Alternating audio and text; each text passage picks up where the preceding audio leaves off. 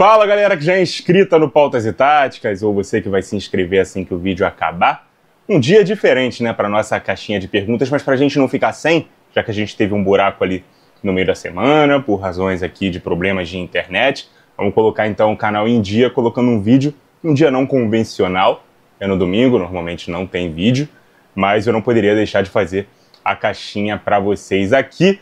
Ah, Nicolas, eu ainda não sei como é que eu faço para participar da caixinha. Você já segue o Instagram do Pautas e Táticas? @Pautas e Táticas? Pois é, segue lá, fica atento lá aos stories. Normalmente eu posto nas quintas-feiras para poder responder nas sextas, mas hoje é um dia excepcional. Postei no sábado a caixinha e estou respondendo as perguntas no domingo, mas para a semana que vem, se tudo der certo, se Deus quiser, nada sair do roteiro, vamos voltar a colocar a caixinha na quinta e responder as perguntas na sexta, beleza? Então, sem mais enrolação, vamos embora para as perguntas de hoje. Eu nem vi nada, tá? Tô abrindo aqui e vou ler agora quais são as perguntas que vocês deixaram para mim. Então, pode ser que eu julgue algumas perguntas aí que eu não concordar à primeira vista, porque eu não tive tempo ali para pensar em algumas respostas, mas eu já peço perdão de antemão, beleza? Vou tentar ser respeitoso com todas as perguntas. Marquinho Toscano, Marquinho lá da academia, um abraço aí pro Marquinho. Sabendo de toda a sujeira que envolve CBF, acha que um técnico pode mudar o rumo do Brasil na Copa? Pô, mano, eu acho que pode mudar, mas eu não acredito nisso e não acredito que dê pra ganhar essa próxima Copa não, cara. Porque é muito pouco tempo e muito poucos jogos pra poder montar um time, acertar um time, gerar um entrosamento, padrões de jogo e tudo mais, pra poder chegar na Copa competitivo bastante para ganhar. Agora, Copa do Mundo é aquilo, mano, um torneio de 7 jogos, vence não o melhor necessariamente dos últimos 4 anos, mas o que for fazendo um torneio mais eficiente. E chegou ali no mata-mata, tudo pode acontecer, você pode ser campeão até mesmo sem vencer as partidas. Eu acredito que isso vai acontecer? Não. Já aconteceu outras vezes com o Brasil? Já, mas a gente tinha mais material humano de onde tirar essa qualidade para poder conseguir esses objetivos. E nesses anos todos em que não aconteceu, alguns anos mais atropelados, outros menos, outros mais estruturados, e mesmo assim deu errado, mas eu costumo acreditar que a seleção campeã do mundo tem mérito sempre. Que ela sempre fez alguma coisa de muito acertado, e a gente não está fazendo nada acertado. A gente não está tendo muito mérito em nada. E até nessas escolhas aí de plano A, plano B, plano C, para treinador, a gente vê uma desconexão de estilos de jogo. Eu acho que a única coisa que foi decidido não tem mais técnico brasileiro para nós, vamos escolher um bom técnico estrangeiro. Mas aí o plano A, que é o Ancelotti, não tem nada a ver com o plano B, que é o Jorge Jesus, que não tem nada a ver com o plano C, que seria ali o Abel Ferreira, pelo que a gente está acompanhando. A única coisa que eles têm em comum realmente é que são 3 estrangeiros, e são 3 bons treinadores, mas estilo de jogo pouco a ver um com o outro, e aí eu não sei como isso se encaixaria e resultaria numa convocação coesa, numa montagem de time também apropriada, então eu não estou muito crente que a gente vai conseguir extrair alguma coisa da Copa do Mundo, não. E o meu medo é que a gente contrate um bom técnico agora, julgue ele pelo que ele conseguir ou não conseguir na Copa do Mundo e decida já ceifar o trabalho e buscar um outro nome totalmente diferente para 2030. Seja quem vier, tem que ter o trabalho até 2030. É o meu pensamento. Eu acho que a gente tem que cobrar um bom time, um bom trabalho, competitivo, visando o título em 2030. Porque em 2026, com as merdas que foram feitas até agora, eu não tô nem um pouco confiante de que o trabalho pode resultar em título, beleza? Valeu, Marquinho. Bom te ver por aqui, mano. Nem sabia que você seguia aqui o meu Instagram do canal. Um abraço, mano. Blank J. Espero que seja assim que você leia o nome. Quais as funcionalidades do futebol antigo, exemplo, trequartista, que ainda são usadas ou adaptadas? Pô, mano, você usou um exemplo aqui que não é exatamente do futebol antigo, é mais apropriado e ligado ao tipo do camisa 10 que se usa na Itália. Sabe? Por mais que as escolas, eu já tenha dito isso aqui, talvez tenha te dado a entender isso, e aí é falha minha não ter me feito entender, peço desculpas, mas as escolas táticas, elas estão pouco perceptíveis no futebol atual. Só que isso não quer dizer que o tipo e estereótipo de um jogador que surja numa escola específica tenha deixado de surgir, tenha deixado de estar em atividade no futebol de hoje. Você pode, inclusive, ter trequartistas surgindo em outros países que não só na Itália. Esse é o produto da globalização do futebol de hoje. Então, estilo de jogo e estilo técnico, tático de cada posição, isso ainda continua existindo, tá? O trequartista, o engante, o ponta de lança, né, o meio armador, o pivô, o redista, o líbero um pouco menos, mas aí tem o goleiro líbero, né, o lateral invertido, o lateral ala, tudo isso pode ser utilizado em qualquer... pode surgir em qualquer país, tá? Não pode estar intimamente ligado à cultura de uma nacionalidade, porque antes era assim. Beleza? Não sei se eu respondi a sua pergunta, mas tentei responder. Valeu, mano. Araújo Juliano 12. É muita humilhação o que está fazendo a CBF procurando um técnico? Cara, eu tava conversando com um inscrito do canal um dia desses. E, mano, assim, eu acho que se o Ancelotti está dando todos os sinais que ele quer vir e que ele vai vir, deve se insistir. Agora, se ele tá falando, não, eu quero cumprir meu contrato, eu não vou pedir demissão do Real Madrid, eu quero ver aqui o que vai acontecer, não quero abrir mão da multa, se o Real Madrid me demitir, eu saio. Então o cara não tá fazendo esforço nenhum para sair, porque a impressão que a gente tem é que ele vai sair, se o Real Madrid principalmente não ganhar La Liga. E uma outra... Aqui não é nem informação, mas algum ruído de vazamento que a gente já ouviu é que o Real Madrid não gostaria de jogar o Mundial com um interino. E que ele, então, seria mantido pro Mundial. E aí eu não acho que vale a pena a CBF ficar esperando um técnico, porque pode ser que o Real Madrid ganhe o Mundial e decida manter o Ancelotti. Aí você vai ficar esperando por um talvez, e aí chega lá na hora e ele vai falar, não, vou ficar. Eles mudaram de ideia aqui, vão me manter, eu nunca quis sair, então eu vou ficar. Aí sim você vai atrás de outro técnico. Isso eu acho que é humilhante, tá?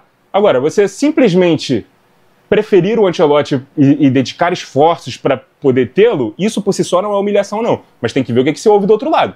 Se você ouve um espera aí, porque eu não sei se eu vou ficar, aí você tá se humilhando. Agora você fala, pô, vou só cumprir aqui o meu contrato até o final de La Liga e depois eu vou me desligar. Eu mesmo peço para sair. Aí é outra história, beleza? Não acontecendo isso, se o cara realmente está mostrando que ele quer permanecer lá, aí você tá se humilhando. E aí eu não concordo, beleza? Por exemplo, Jorge Jesus já foi desligado do Al Hilal. É um cara que mostrou muito mais vontade de estar na seleção brasileira e foi tratado como nosso plano B, né, uma alternativa ao Ancelotti.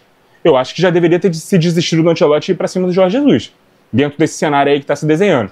Porque já teve um só falta assinar, já teve um não vem mais, agora a gente está no não é bem assim. Eu acho muito ruim para a imagem da seleção brasileira e principalmente da CBF, que já está com a imagem desgastada, nacionalmente falando há muito tempo. Internacionalmente, então, vai ficar muito pior, vai perder muito respeito. Mais uma aqui do Juliano. Alguma possibilidade do Brasil brigar pelo título em 2026? Possibilidade há, porque é futebol. O tamanho dessa possibilidade eu acho muito pequeno, beleza? Já até falei sobre isso, inclusive, na resposta da primeira pergunta. E a terceira aqui do Juliano. Lamine Yamal é o melhor jogador jovem depois do Pelé? Cara, eu tô vendo muito desse debate, né, meio que até superestimando ou colocando uma pressão muito grande nas costas do menino. Esse tipo de debate aqui, de resumir a jovem, eu acho mais aceitável. Mas, pô, a gente viu surgir um Ronaldo fenômeno muito bem quando jovem. A gente viu surgir o próprio Mbappé, o próprio Haaland também muito bem como jovem. O negócio é que o Yamal, ele desperta mais encantamento, né? O Ronaldo também despertava. Mas o Yamal, ele, até por ser muito jovem e ter muito talento, a gente fica mais impressionado. Eu ainda colocaria esses que eu citei na frente do Yamal, mas o Yamal impressiona por ter apenas 17 anos, né? Por ele ter feito uma Euro sendo decisivo, sendo talvez o melhor jogador do time, com 16 anos. Ele completou 17 na véspera da final.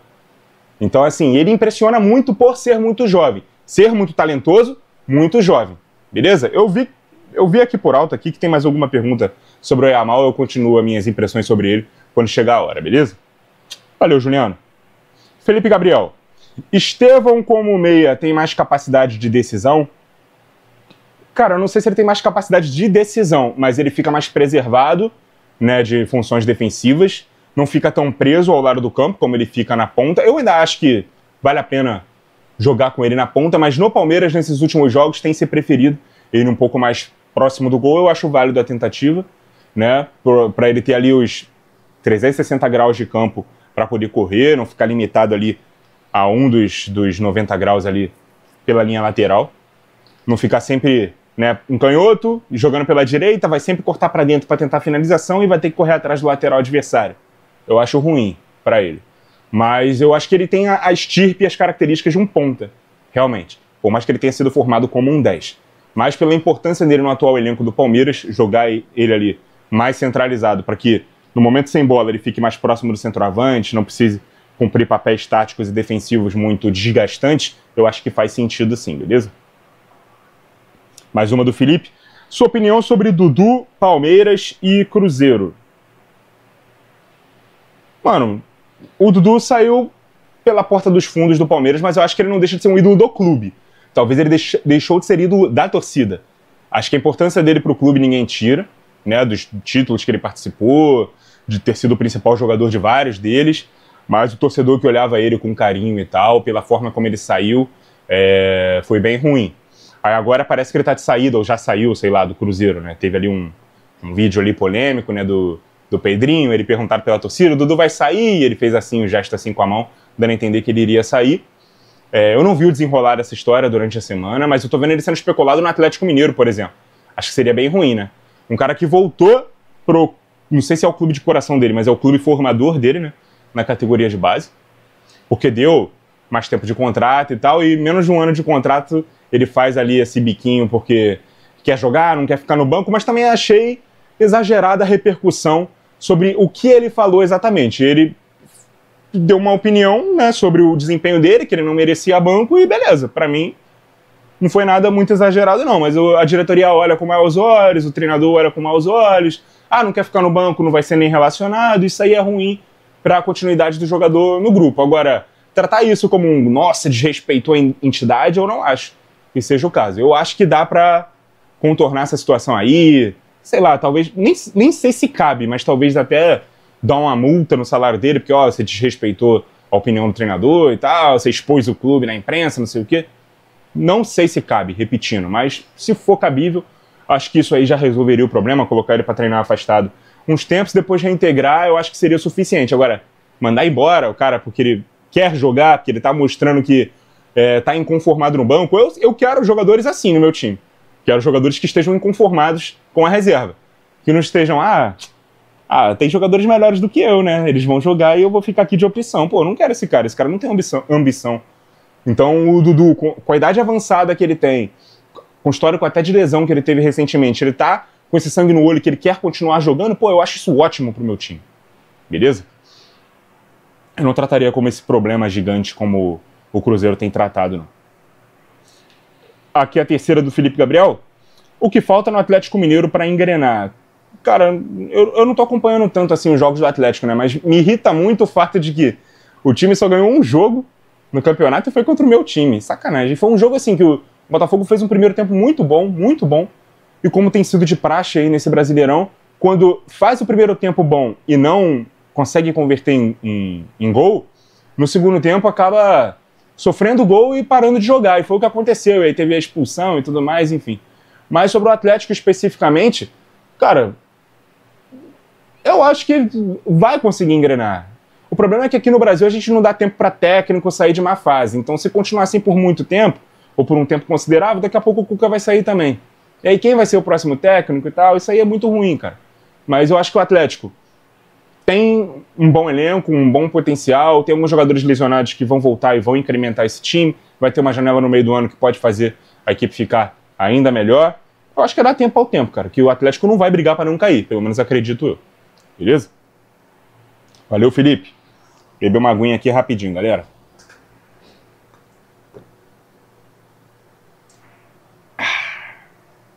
Carlos Loscar.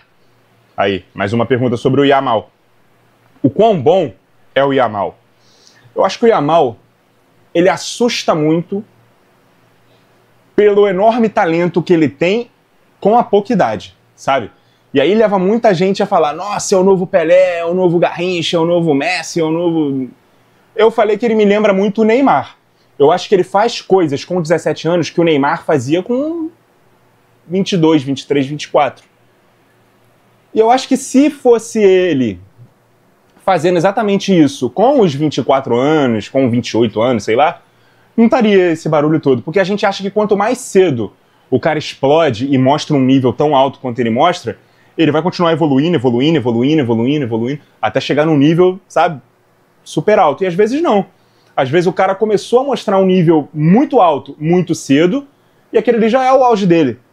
Ou ele não vai evoluir tão mais assim. Eu vi o Marcelo Beckler falando, né, ele que é o correspondente da TNT Sport em Barcelona, cobre o Barcelona, acompanha o Yamal muito de perto, de que se ele não melhorar muito mais do que isso, para ele já é o suficiente. E eu concordo. O Beckler ainda diz que se tem um ponto que ele tem que melhorar é a finalização, que ele faz poucos gols, mas muitos golaços. Eu nem acho que ele vai ser um jogador, e nem precisa ser, de números estratosféricos, né? Ele é um cara de encantamento mesmo. Inclusive essa discussão que tem aí, será que ele vai atropelar o Rafinha aí nessa liderança para uma possível disputa de prêmios individuais na temporada, melhor jogador, bola de ouro e tudo mais, The Best? E cara, assim, eu acho que depende muito do seu critério. Se você tem o critério da regularidade, da longevidade, até dos números, você vai escolher o Rafinha. Se você for escolher um encantamento, até quando o Rafinha estava entregando tudo isso e continua entregando, o Yamal ainda era o jogador mais talentoso e encantador do time do Barcelona.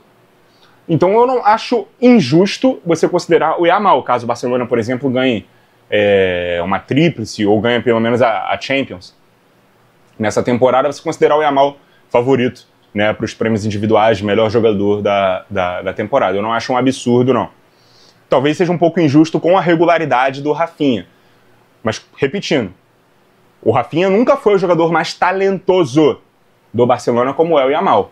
O Yamal sempre gerou esse encantamento maior. E aí, por mais que seja um critério mais subjetivo, a gente pode trazer, por exemplo, o Ronaldinho Gaúcho para os tempos modernos e ver que ele também gerava muito encantamento, mas não entregava os números de um Cristiano, de um Messi, de um Haaland, de um Mbappé, de um próprio Neymar, de um Lewandowski, enfim, desses grandes, de um Harry Kane, de grandes artilheiros.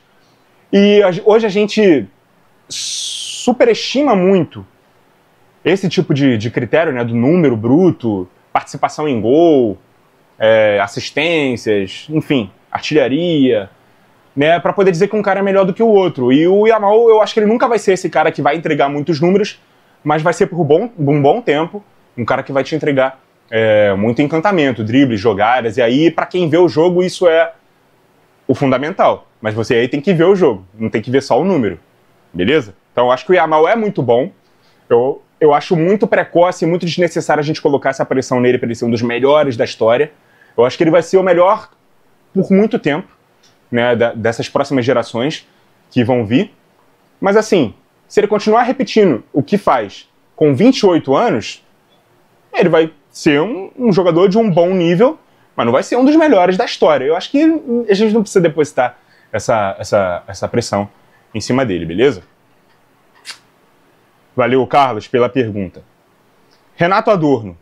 Algum dia pensa em voltar com as análises de jogadores? Tem vontade de fazer de quais? Cara, eu penso, e principalmente nas comparações. São vídeos que eu gosto de estudar, que eu gosto de fazer, e principalmente nas conversas em boteco, em resenha, em churrasco, gera muito isso, né? Pô, eu acho esse jogador parecido com aquele, ou melhor do que aquele, ou me lembra muito aquele e tal. E aí, assim que surge a ideia de fazer vídeos assim de comparações. Mas de jogadores mais táticos, eu acho que quando o cara entrega muita versatilidade, eu tenho vontade de fazer uma análise individual. Agora, no momento, não me vem nenhuma à cabeça, mas eu peço até sugestões, se vocês puderem deixar nos comentários que jogadores vocês gostariam de ver analisados e que comparações de jogadores, né, do presente ou do passado vocês acham que fazem sentido também para uma análise. Vou dar uma bebida aqui de água de novo, porque eu comecei a soluçar.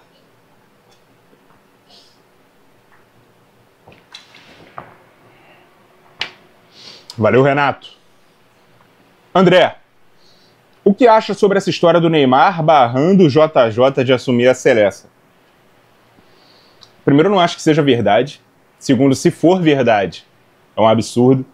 Porque um cara que a gente nem sabe se vai ter condições físicas e clínicas para estar na próxima Copa do Mundo, dar pitaco ou escolher que tipo de treinador, que nome de treinador ele quer na seleção brasileira, é um absurdo. Eu acho sim que as lideranças devem ser ouvidas e tal, principalmente para a gente entender como é que os caras se sentem mais confortáveis em campo, mas isso aí tem que ser uma escolha técnica, beleza? Uma escolha de como eu quero que o meu time jogue, qual técnico encaixa melhor para supervalorizar, para extrair o melhor das melhores peças que eu tenho, né, da espinha dorsal do meu time. Beleza? Aí você ouvir os jogadores que fazem parte dessa espinha dorsal, eu acho válido. Só não tenho certeza se o Neymar hoje faz parte dessa espinha dorsal. Porque ele não tem sequência física, né, pra gente acreditar que ele vai ser um cara importante, fundamental, titular na próxima Copa do Mundo. Ou se ele realmente vai ser convocado para a próxima Copa do Mundo. Eu acho muito triste a gente dizer isso, mas é o cenário que a gente está desenhando. Depois dessa última lesão dele, a gente tratava como, pô, o Neymar vai voltar, tem que ser convocado, vai ser titular e o time vai girar em torno dele, do melhor encaixe para ele. Mas aí ele tem uma outra lesão aqui, outra ali, e aí é polêmica fora de campo, enfim. E aí o cara não tem sequência, e como é que a gente vai acreditar que ele vai ser um cara fundamental? Então, ele não tem que escolher técnico nenhum, nem barrar treinador nenhum, beleza? E se ele tem algum problema com o JJ e o JJ, porventura, vier a ser convocado, que eles se resolvam e que o JJ convoque ou deixe de convocar por merecimento e por achar que o cara se encaixa dentro da ideia de jogo dele. Se ele achar que não se encaixa ou que não é o momento para convocar, não chama, beleza? Eu sou a favor desse tipo de pensamento. Mais um aqui do André. Quem é seu jogador favorito de ver jogar hoje em dia? Cara, eu gosto desses jogadores mais dribladores, né? O próprio Yamal, o Musiala, o Vini Júnior. Gosto do Rodrigo. Gosto do Estevão aqui no futebol brasileiro. Gosto desses caras mais dribladores, cara. São jogadores assim que eu gosto de ver jogar. Eu não tenho assim um favorito, preferido não, que me chame mais atenção, mas eu gosto mais desse estilo de jogador, beleza? São os que me geram mais encantamento. E a terceira aqui do André. Formiga tava louco ou CR7 não é gênio mesmo? Então, não, ele não tava louco. Mas eu acho que esse tipo de opinião e esse tipo de nomenclatura, sabe, gênio, meio que pra separar em potinhos algo que é mais em relação à característica e não à superioridade de um jogador sobre o outro, é bem ruim.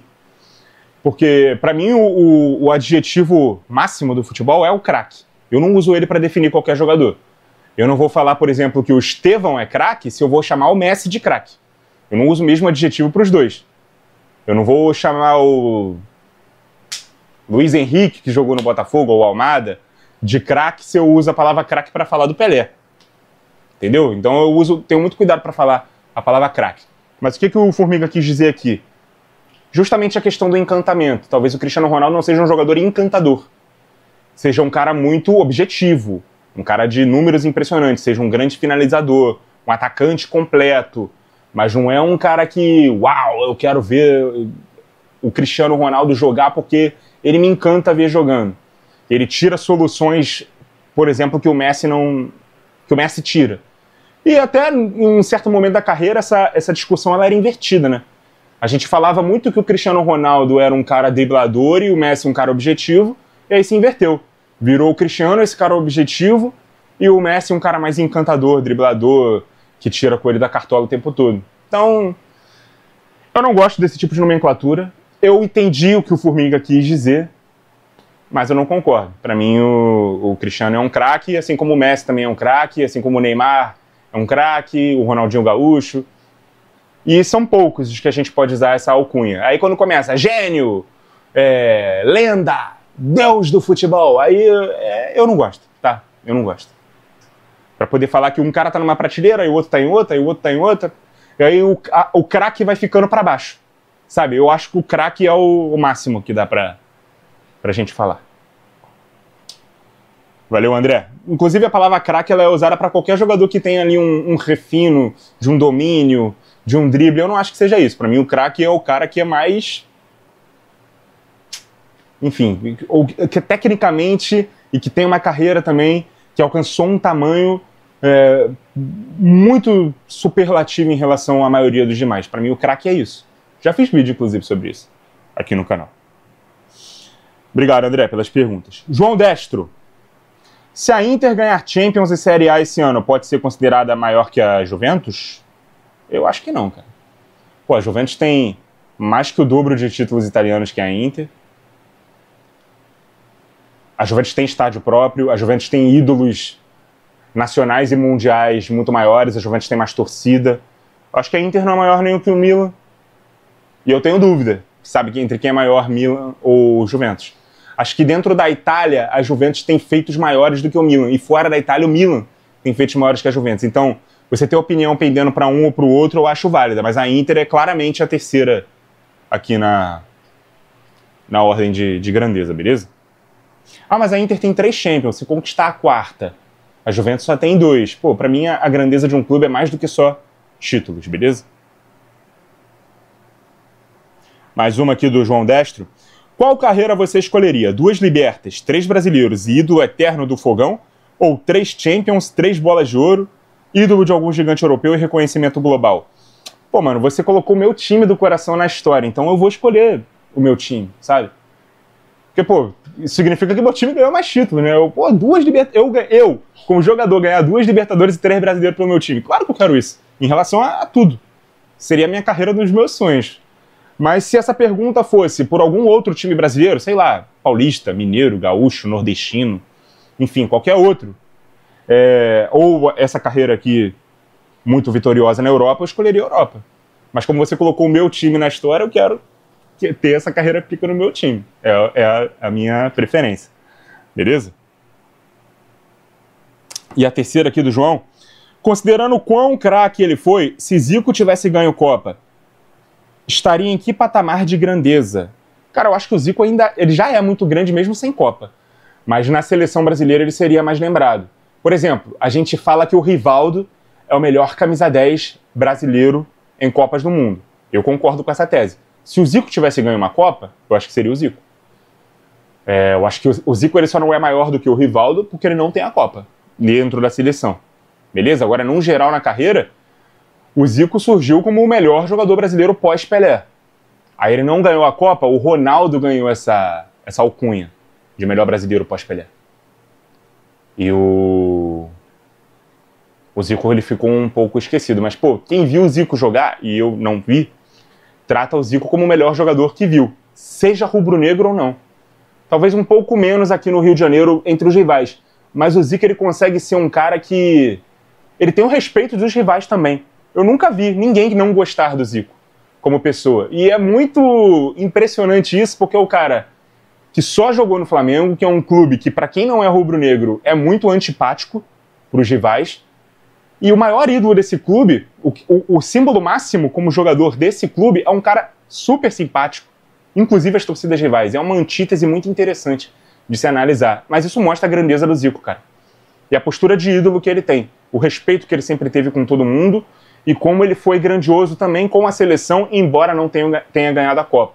Eu acho que ele seria um cara mais lembrado, até internacionalmente falando, mas eu já acho que ele é um cara muito grande, sim. Ele é um cara muito respeitado e muito admirado, sabe? Até porque ele não é flamenguista. Então eu vejo o Zico num patamar de grandeza já muito grande. Eu acho que ele está facilmente entre os 15 melhores jogadores de todos os tempos. E entre os meias, só não é maior do que o Maradona. Mas já fiz aqui, Pautas e Táticas, uma comparação entre Maradona e Zico, que eu acho que cabia. Tanto por eles serem contemporâneos, quanto por serem da mesma posição, e por ter alguns fatores que o Zico leva vantagem em relação ao Maradona. Números, inclusive. Mas o Maradona gera mais encantamento. O Zico também gerava muito encantamento.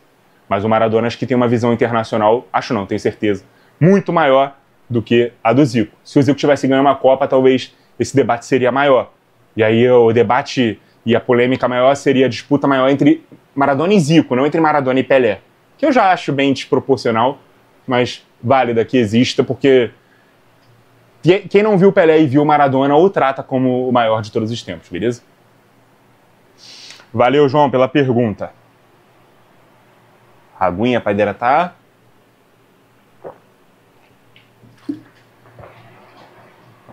John Albert 54. O Vasco tem salvação? Tem. Mas assim, eu acho muito perigoso o caminho que o Pedrinho tem seguido, sabe, de escolher técnicos que não têm nenhuma conexão um com o outro. Agora tá se falando aí no Fernando Diniz, que foi um cara que, enquanto comentarista, o Pedrinho nunca escondeu a admiração por ele.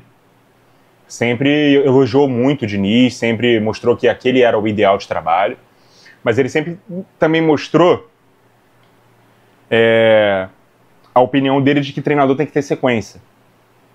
E aí, de repente, ele saca o Carille, que é um cara que já chegou com rejeição no Vasco, já chegou meio que com prazo de validade, né? A torcida já não gostava dele, já não confiava nele, os últimos trabalhos dele não inspiravam confiança.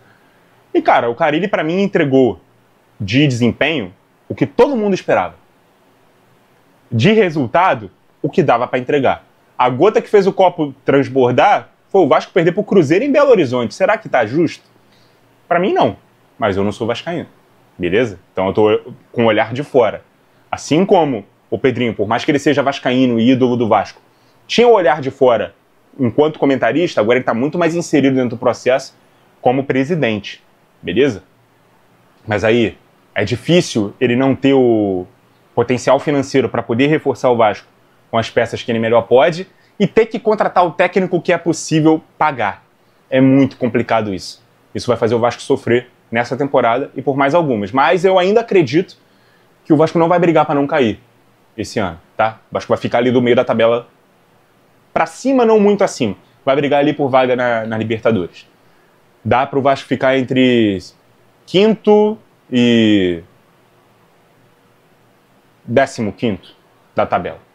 Acho que esse é o local ali do Vasco dentro da tabela do Brasileirão, beleza?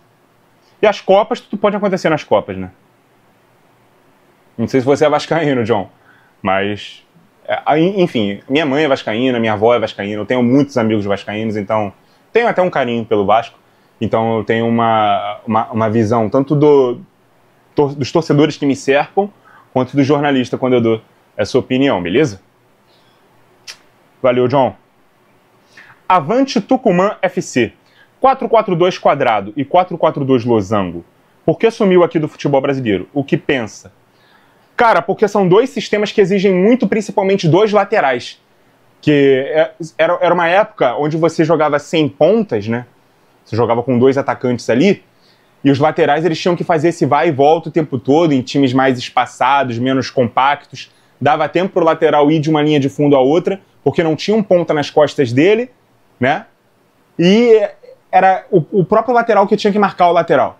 Não tinha nenhum deslocamento, no máximo ali um meia acompanhava até a linha divisória no meio campo e um volante fazia uma cobertura, mas ao mesmo tempo tinha que tomar conta ali dos jogadores mais centrais, então dava tempo, né, do lateral ir para uma linha de fundo a outra. A partir do momento que os pontas voltaram a ser muito utilizados, o lateral ele precisou ter uma dosagem maior na subida, subir mais alternadamente, ou serem usados como alas, ou ficar mais presos na defesa, ou apoiar por dentro, porque o ponta vai estar ali preparado para te atacar nas costas o tempo todo. Então, sistemas que não têm pontas ficaram menos utilizados aqui no futebol brasileiro também. Beleza? Obrigado aí, Avante Tucumã. Ronaldo Bianchini. Qual brasileiro você acha que tem mais potencial para ser um meia todo campista?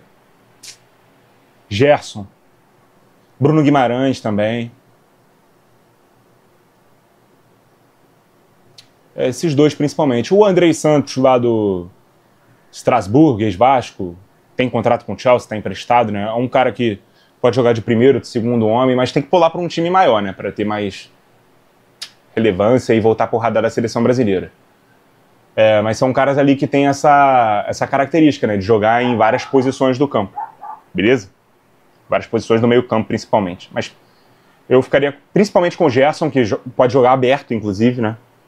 Pelos lados ali, como um meia-ponta, um winger, às vezes até um mezzala. E também joga de segundo homem de meio de campo, joga mais avançado no meio campo. Não à toa ele tem o apelido de Coringa. Eu acho que é o brasileiro que mais encaixa aí nessa descrição. Mais uma do Ronaldo. Você acha que o Dorival pode potencializar Yuri Alberto, como fez com o Gabigol de segundo atacante no Flamengo? Sim, mano. Até porque ele tava jogando assim com com o Ramon, né? Eu acho que o Ramon entendeu muito rápido que o Yuri é um segundo atacante, ele não é um centroavante. Ele não é para jogar de costas entre dois zagueiros e não é para jogar aberto como um ponta que ele não é. Ele é para jogar ali no espaço entre zagueiro e lateral, recebendo a bola de lado. Não de costas pro gol e nem de frente tão longe do gol. Ele recebe ali de lado, sempre em condição de progredir, com o drible curto, sempre muito próximo à área, tanto ele como o Memphis Depay, então ele tem muito potencial para poder jogar em dupla de ataque. E assim é o Endrick. Eu acho que o Endrick é esse tipo de jogador, ele cresceu muito naquela reta final de 2023 no Palmeiras. Quando ele passou a ser titular num time que tinha dois atacantes, ele era um dos dois. Assim é o Gabigol, assim é, na minha opinião, o Gabriel Jesus, assim é o Richarlison. São caras que foram entendidos como centroavantes quando houve essa transição, né, do 4-4-2 quadrado ou losango para os trios de atacantes. Os segundos atacantes eles ficaram muito sem função.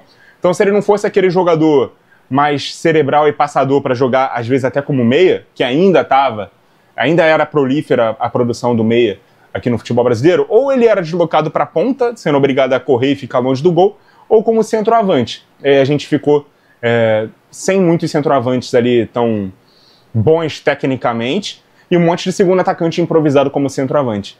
Aí ficou complicada a nossa produção ali desse tipo de jogador, beleza? Mas eu acho sim, cara, que como em dupla de ataque o Yuri joga muito melhor, beleza? Mais uma aqui do Ronaldo. Qual o seu craque de auge curto favorito? Como gremista, sou fã do Luan de 15 a 18. Era muito craque. E nunca parei pra pensar nisso não, mano. Dentro do futebol brasileiro, assim, por exemplo, você falou que como gremista você escolheu o Luan. Eu vou responder como botafoguense, então. Michael Suel.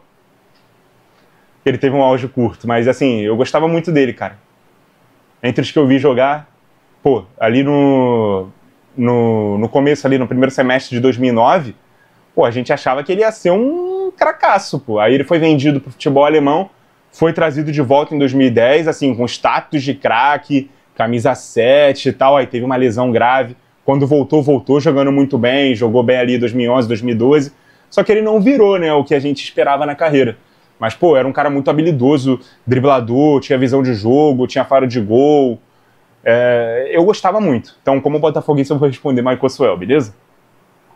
Não era craque, não. Mas era muito bom jogador, pelo menos com a camisa do meu time. Ele jogou em vários times, inclusive no Grêmio. Talvez você não tenha a mesma impressão que eu. Valeu, Ronaldo. Gabriel Baltazar.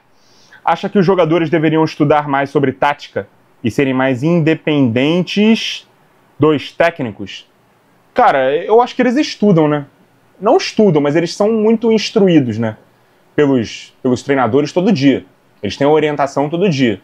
Tem alguns que entendem mais do que os outros, mas é um bom debate isso aqui que você levantou, cara, de ser mais independente dos técnicos. Porque assim, se o cara se tornar independente do técnico e fazer algo que o técnico não está instruindo a fazer, ele está sendo também indisciplinado. Eu acho que tem que haver ali essa conversa entre os técnicos para que o técnico possa escalar o time obedecendo às características dos jogadores, beleza? Mas aí o jogador ele tem que ter esse grau de comunicação bom para se fazer entender e também como eu posso dizer, essa proatividade de querer chegar no técnico e falar: professor, então, essa forma que você está me escalando não é a melhor para mim, eu gosto de jogar mais de tal jeito, eu acho que eu jogo melhor de tal jeito. Tenta montar um time, né, que possa fazer, nem que seja numa variação, eu cumprir esse determinado papel, porque vai ser melhor para mim, vai ser melhor, consequentemente, para o time e para você, né, que aí o nosso time vai conseguir jogar melhor se você me escalar dessa maneira. Tem um fulano de tal que também é prejudicado dessa forma, ele também deve chegar em você e falar alguma coisa assim. Eu acho que sempre deve haver esse diálogo, beleza? Agora, o técnico falar uma coisa e o jogador ser independente do técnico e fazer outra porque ele rende melhor de outro jeito, não concordo. Beleza? Não sei se foi exatamente isso que você perguntou, mas foi como eu entendi a sua pergunta. Beleza, Gabriel? Mais uma aqui. O 3-4-2-1 seria uma variação do 3-4-3 ou do 3-5-2? Mais do 3-4-3, cara, porque na verdade são dois sistemas diferentes, tá? O 3-4-3 com uma linha de 4 no meio e 3 atacantes, ele tem 2 pontas de verdade e um centroavante. O 3-4-2-1, ele não tem 2 pontas, ele tem 2 meias por trás do centroavante, beleza? Então é uma variação do mesmo sistema. Por exemplo, o Chelsea do Conte, ele jogava no 3-4-3, tá? Ele jogava com William, Hazard, né, 2 pontas, e o Diego Costa. O Xabi Alonso do Bayer Leverkusen, ele joga no 3-4-2-1. Ele joga com o Florian Wirtz, ali de um lado. Aí tem o outro ponta que pode ser o Adli, pode ser o... É que eu não me recordo exatamente os nomes dos caras que jogam no Leverkusen, mas pode jogar ali outros jogadores com essa característica ali mais de meia, pelo lado direito ali por trás de um centroavante, beleza? Então são 2 sistemas diferentes, mas pode-se dizer que o 3-4-3 joga com pontas ao lado do 9, 3-4-2-1 com 2 meias por trás do 9, beleza? Mas é bem mais parecido com o 3-4-3 do que o 3-5-2, que trabalha com 2 atacantes, não 3. E nenhum. E a última aqui do Gabriel. Não aceitaria Tite de volta pelo trabalho dele no Fla ou pelo barulho do que foi o trabalho dele no Fla? Na seleção, você diz? Ou no Flamengo? Eu acho que na seleção, cara, é difícil você chamar um técnico que pediu pra sair. Entendeu? E a torcida já, eu acho que também não teria uma boa aceitação, não. Mas agora, se ele nunca tivesse pedido pra sair e a CBF tivesse tomado a decisão de que ele deveria continuar, eu não acharia ruim, não. Agora, uma vez que ele saiu, ele voltar assim, sendo que o último trabalho dele no Flamengo não foi dos melhores, eu acho ruim. Sabe? Mas não exatamente pelo trabalho no Flamengo, mas pela forma como ele saiu da seleção, pô. Ele pediu pra sair. Ele falou antes da Copa do Mundo que o trabalho, o último capítulo ali do trabalho dele seria a Copa, e isso mostra que ele meio que já estava desgastado, né, pelo tempo que ele ficou, foram 6 anos no comando da seleção, e ele queria dar um salto maior, que ele imaginou ser no futebol europeu, não aconteceu. E, pô, o cara não tá querendo nem assumir outro clube brasileiro agora, por agora, ele deu uma pausa na carreira, então como é que a gente vai pensar nele na seleção de novo? Agora, no próprio Flamengo, eu acho que é página virada. Eu acho que vai demorar muito pra ele ser cogitado no Flamengo de novo. Beleza? Obrigado, Gabriel. Marcelo Barbosa, Def. É Def mesmo ou tá abreviado? Deixa eu ver aqui. Def. Quais times brasileiros você destacaria hoje quando o assunto é padrão tático consistente? O Inter do Roger Machado, o Bahia do Rogério Ceni, o Flamengo do Felipe Luiz. Cara, eu não vou citar o Palmeiras porque ele é muito camaleônico e ele já mudou de novo. Mas ele mudou para uma coisa que ele já fazia em outros momentos. Mas ele vai sempre mudando, então ele não tem um padrão que ele repete há muito tempo. Ele muda, tá? Então eu vou tirar dessa conta. Deixa eu ver se tem mais alguém. Acho que vai ficar por aí mesmo, cara. Vai ficar por aí. O Inter, o Bahia e o Flamengo. Beleza? Mais uma aqui no Marcelo. Como Botafogo, você escolhe Arthur Jorge ou Luiz Castro? Cara, isso aqui não é nem pergunta que se faça, com todo respeito. Pô, um me deu a Libertadores e o Brasileiro. O outro me deu 15 derrotas no Brasileirão de 2022, 23 jogos sem vencer, se somar os empates. Não foi bem no Campeonato Carioca, tendo que jogar a Taça Rio. E aí, em 12 partidas de Campeonato Brasileiro, ele ganha 10. Na primeira oportunidade que ele tem pra sair, que ele recebe uma proposta de fora, ele vai. Como eu vou escolher esse cara? É claro que eu fico com o Arthur Jorge, pô. Não tem comparação. Agora, se você me perguntar, você aceitaria o Luiz Castro de volta? Não. Não. Ah, mas ele é melhor do que o Renato Paiva. Pode ser. Mas eu tenho um orgulho e uma autoestima de torcedor de não querer de volta um cara que fez um trabalho mediano aqui e pediu pra sair na primeira oportunidade que teve quando tava bem. Eu não queria que ele saísse na época, mas já que ele saiu, não volte mais aqui, beleza? Não é bem-vindo aqui. Pelo menos não por mim. Não sei, não fala por todos os botafoguenses. Mas eu, como botafoguense, tenho essa opinião. Não gostaria de vê-lo voltando, beleza? Ah, e o Arthur Jorge. O Arthur Jorge também pediu para sair. O Arthur Jorge tinha uma proposta em outubro. Ele preferiu cumprir o contrato até o final. O clube sabia que ele tinha essa proposta. Sabia que a proposta seria muito difícil de negar. Ele preferiu ficar no clube até o final, cumprir o contrato, terminar a temporada, entregar os títulos e aí sim falar sobre a proposta. Nesse meio tempo, o clube poderia ter oferecido um aumento salarial que ele já tinha pedido, porque ele ficou chateado por ele descobrir que no contrato dele, o salário dele era menor do que o do Bruno Lage e do que o do próprio Luiz Castro. O clube sabia que ele tinha essa proposta financeiramente quase que inigualável, não fez esforço financeiro nenhum para ele ficar. Uma vez que ele recebeu a proposta de fato e entregou os títulos, ele optou por sair. Situação muito diferente do cara no primeiro turno do Campeonato Brasileiro, com o time liderando o campeonato, com ele tendo passado vários momentos de turbulência e a diretoria tendo segurado, porque já podia ter mandado embora em outros momentos. O Textor segurou o Luiz Castro lá. Primeira proposta que ele recebe de fora, ele vai embora. Eu acho dois casos diferentes, beleza? Então, pra mim, não tem... Tô até respondendo, demorando tempo demais respondendo essa pergunta, porque pra mim eu escolho o Arthur Jorge todos os dias. Beleza? Deixa eu ver se tem mais alguma aqui, porque até o momento era a última pergunta. Vou atualizar aqui para ver se chegou mais alguma. Foi do Marcelo Barbosa essa pergunta. Obrigado, Marcelo. Vou atualizar aqui rapidinho a caixinha para ver se tem mais alguém aqui que fez pergunta durante a gravação. Eu começo a gravar antes da caixinha sumir e a caixinha some, né, durante a gravação do vídeo. Então pode ser que tenha chegado mais pergunta. Não chegou, então essa foi realmente a última. Agradecendo a todos vocês aí que mandaram pergunta. Hoje foi um pouquinho mais comprido, 47. O que mostra que vocês estão mais dispostos a fazer pergunta no fim de semana. Vocês preferem a caixinha no domingo, gente? Porque se vocês preferirem no domingo, eu passo a colocar o dia da caixinha fixamente no domingo. Coloco a caixinha lá no sábado e respondo no domingo. Vocês preferem? Vocês acham melhor assim? Eu sempre achava melhor na sexta-feira e não no fim de semana, porque no fim de semana tem jogos, né, pra gente acompanhar.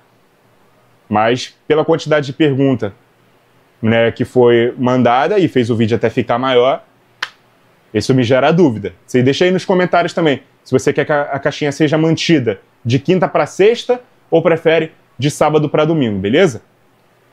Obrigado aí a quem participou essa semana. Quem ainda não participou, mas quer participar, repetindo, segue o Instagram do Pautas e Táticas, fica atento lá aos stories e aí manda até 3 perguntas por pessoa por semana, beleza? Muito obrigado a vocês que acompanharam o vídeo até aqui. Continuem ligados no Pautas e Táticas e até a próxima!